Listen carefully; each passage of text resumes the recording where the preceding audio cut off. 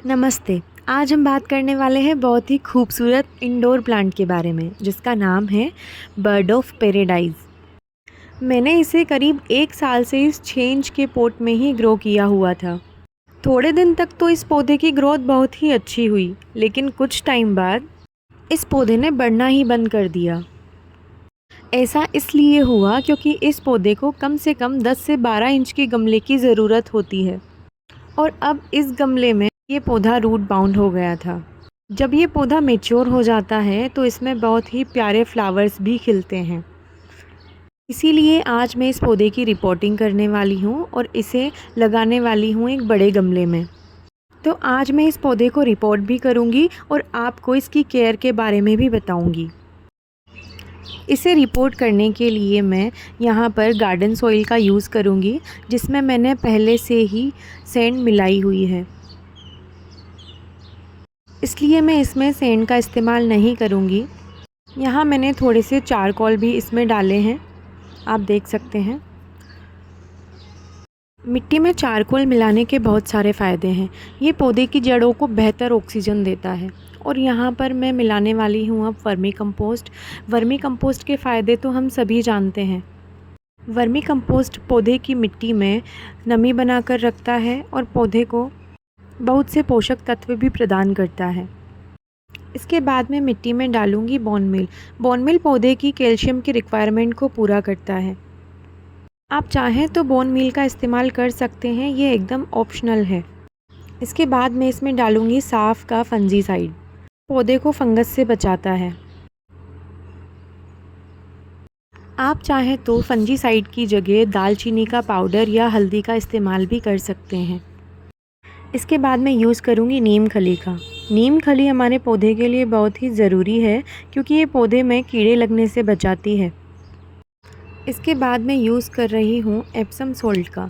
Epsom salt हमारे पौधे के लिए फर्टिलाइज़र का काम भी करता है और रिपोर्टिंग के बाद पौधे को मरने से भी बचाता है।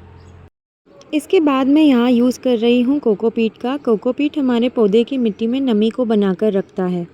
इसके अलावा ये मिट्टी को पोरस बनाने का काम भी करता है, जो पौधे की जड़ों की ग्रोथ के लिए बहुत ही अच्छा होता है। बर्ड ऑफ पैराडाइज़ सभी ऑर्नामेंटल प्लांट्स की तरह ही ब्राइट लाइट पसंद करता है। इसे डायरेक्ट सनलाइट बिल्कुल नहीं पसंद, क्योंकि तेज़ धूप इसके पत्तों को जला सकती है। यहाँ पर मैं 12 इंच का गमला ले रही हूँ, जिसके ड्रेनेज होल को मैंने ब्राउन पेपर से ढक दिया है। इसके बाद मैं इस गमले में 2 से 3 इंच तक सूखे पत्तों को भर दूँगी। अगर आप भी मेरी तरह इस पौधे को गमले में ग्रो कर रहे हैं तो आपको भी 10 से 12 इंच का गमला तो लेना ही होगा, क्योंकि गमले में भी यह पौधा काफ़ी बड़ा हो जाता है। आप चाहें तो इसे ज़मीन में भी ग्रो कर सकते हैं। ज़मीन में इस पौधे की खूबसूरती देखने लायक होती है। ज़मीन में यह पौधा एक बड़े केले के पेड़ की तरह दिखता है।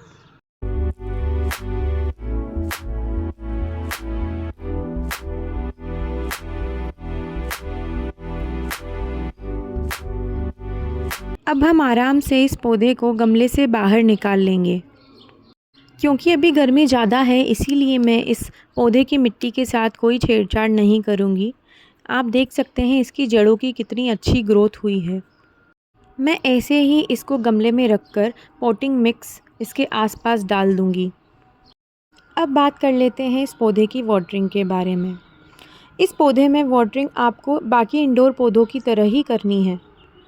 जब इस पौधे की टॉप सॉइल 2 से 3 इंच तक सूख जाए तभी आपको इसमें वाटरिंग करनी है, क्योंकि कई बार ये पौधा ओवर वाटरिंग के कारण भी ख़राब हो जाता है। अब बात कर लेते हैं इसके फर्टिलाइज़र के बारे में। बाकी सभी पौधों की तरह आप इसमें किसी भी ऑर्गेनिक फर्टिलाइज़र का यूज़ कर सकते हैं। मैं इस पौधे में वर्मी कंपोस्ट, सीवीड का लिक्विड फर्टिलाइज़र और गोबर की खाद का यूज़ करती हूँ। आप चाहें तो इन सभी फर्टिलाइज़र का यूज़ हर 2 महीने के गैप पर कर सकते हैं। यहाँ पर मेरे पौधे की रिपोर्टिंग कंप्लीट हो चुकी है